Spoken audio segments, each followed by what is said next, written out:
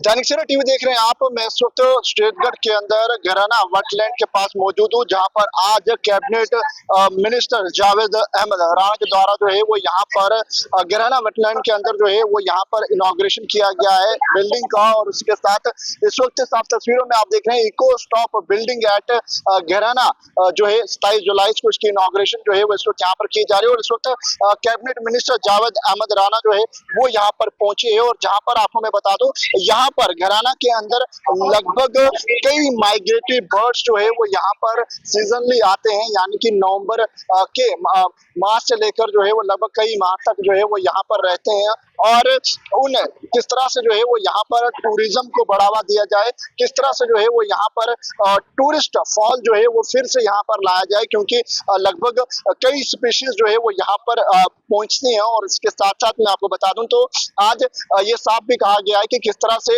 यहाँ पर जो है वो फुटफॉल को बढ़ाना है। और उसके साथ साथ कई स्पीशीज जो है वो माइग्रेटरी बर्ड्स की यहाँ पर पूरे वर्ल्ड से जो है वो कुछ माह के लिए आती है। लेकिन यहीं पर आपको बता दूं तो काफी जो स्टूडेंट्स हैं अलग अलग तालीमी इदारों से उन्हें यहाँ पर लाया जाता है और कहीं ना कहीं इन तमाम स्पीशीज के बारे में बताया जाता है। और टूरिज्म पर भी इसका काफी ज्यादा असर जो है वो देखने को मिलेगा, जिससे टूरिज्म भी प्रमोट होगा। हालांकि ये भी जावेद अहमद राणा के साथ साफ कहा गया है कि आखिरकार आने वाले समय में इसे जो घराना वेटलैंड है इसे और ज्यादा बढ़ावा दिया जाएगा इंटरनेशनल लेवल पर, कि आखिरकार ज्यादा से ज्यादा लोगों को इसके बारे में पता चले। दैनिक सवेरा के साथ अंकुश भंडारी, सुचेतगढ़।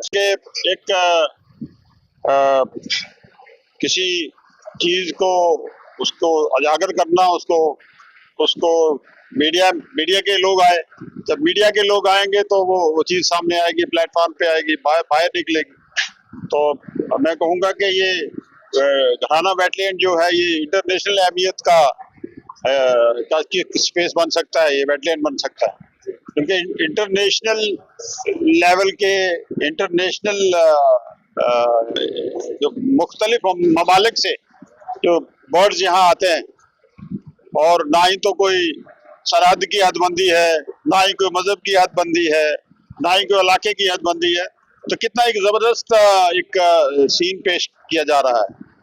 तो मेरे ख्याल में अगर हम लोग भी ये चीज सीखें तो ये हदबंदियां खत्म हो जाए।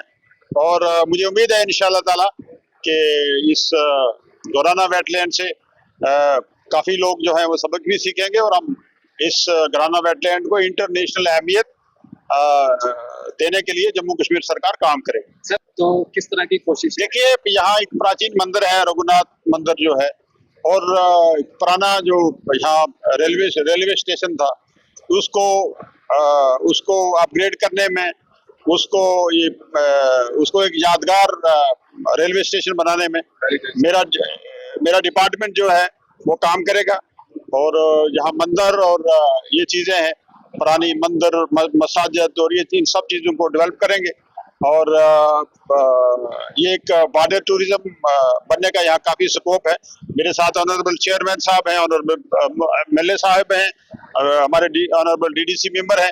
ये सब मिलके हम काम करेंगे। और 15 अगस्त के बाद मैंने गुजारिश की है इनको, ऑनरेबल चेयरमैन साहब को, ऑनरेबल एमएलए साहब को, ऑनरेबल डीडीसी मेंबर साहब को, कि वो टाइम निकालें और मेरे डिपार्टमेंट, जल शक्ति डिपार्टमेंट, ट्राइबल डिपार्टमेंट और फॉरेस्ट डिपार्टमेंट बैठ के हम इस एरिया की डेवलपमेंट के बारे में सोचेंगे और कुछ नया जो है लोगों के लिए लाएंगे। तो जो 1947 की वो बात कर रहे हैं जो हमारा साथ में सुचेतगढ़ ऑक्ट्रा है ना, वहाँ पे एक प्राचीन मंदिर है, राधा कृष्ण जी का मंदिर है। तो वो पुराना मंदिर है, तो उसकी बात कर रहे हैं। उसके वजह से इलाके में यहाँ पे भी आना जाना हुआ।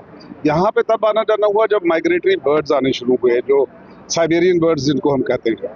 यहाँ कोई तकरीबन 150 से ज़्यादा बर्ड की स्पीशीज आती हैं। और आज ये पूरा ऊपर व्यू पॉइंट, रेस्टोरेंट, इस सब का उद्घाटन किया है मंत्री जी ने, तो हम इनके बड़े शुक्रगुजार हैं। बेसिकली ये एक फार्मर फैमिली से ही आते हैं, जावेद राणा साहब, जो इनका पुश्तैनी गांव है, हम जहाँ ये रहते हैं। तो मैं समझता हूँ कि ये हमारे लोगों की दुख दर्द को बेहतर समझते हैं। और उनको हमने जो भी बातें बताई हैं, चाहे वो इरिगेशन से रिलेटेड थी, चाहे वो हमारी पीने के पानी की थी, चाहे हमारी वो यहाँ पे सड़क जो हमको साथ साथ चाहिए, वो सारी चीज़ों को उन्होंने मद्देनज़र लिया है। और हमने जो भी अपनी डिमांड्स रखी हैं उसको उन्होंने यकीन दिलाया है कि जल्द ही पूरा करेंगे। और हमें आशा भी है कि उमर अब्दुल्ला सरकार जो है इस वक्त जो हमारी कांग्रेस के साथ मिलकर जो सरकार बनी है, नेशनल कॉन्फ्रेंस ऑफ कांग्रेस की, हेडेड बाय उमर अब्दुल्ला साहब, ये लोगों के मसलों को सही तरह से पाए तकमील तक पहुंचाने में जी जान लगा देंगे। टूरिस्ट के फुटबॉल को कैसे बढ़ाया जाएगा, कुछ सोचा है उसके लिए? देखिए, टूरिस्ट के आप ब्रांड एम्बेसडर हैं, ज़्यादा आपके माध्यम से बाहर तक बातें जाएंगी और हमारा टूरिज्म जो है और आगे फैलेगा।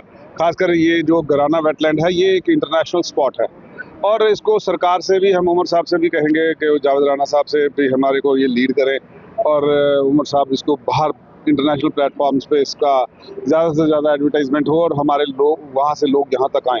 जैसे आज देखो, हर सैटरडे संडे को हमारा जो सुचेतगढ़ बॉर्डर है, ऑक्ट्रॉय पोस्ट है, 4 से 5 हज़ार लोग वहाँ आते हैं, जगह नहीं बचती। अब उसको और डेवलप करा जा रहा है कि और लोग अकोमोडेट किए जाएँ।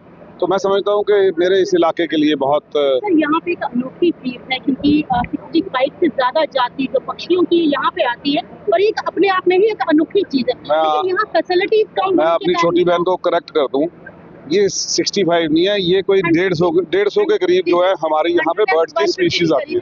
लेकिन यहाँ पे फैसिलिटीज कम होने की देखिए, अब हमने वो मांग की है कि देखें, ये हमारा गराना वेटलैंड जो है, यहाँ पे अगर आपने किसी को नौकरी देनी है, इस जगह पे इतना इंफ्रास्ट्रक्चर क्रिएट किया है, तो ये जो हमारे गांव के लोग हैं जिनकी ज़मीनें बीच में आ गई हैं, उनके मुआवजे पेंडिंग है, जिनका ज़मीनों के ऊपर जो है ये हर फसल को 2-2 बार लगाना पड़ता है, चाहे वो धान की खेती है, चाहे वो जिसको आप पैडी की कहते हैं, ये जो इसकी कनक की खेती है। तो मैं समझता हूँ कि दोनों को 2-2 बार लगाना पड़ जाता है कि बर्ड वो हरा फसल खा जाता है, जैसे ही वो कोपल फूटती है वो खा जाता है। तो मैं समझता हूँ कि हम सब लोगों को जो है ये जो मुआवजा भी जो देना है इनका, ये भी जल्दी दें और हमारे लिए एक बेहतर पैकेज जो है बनाए सरकार, जिससे हमारे लोगों को राहत पहुँचे।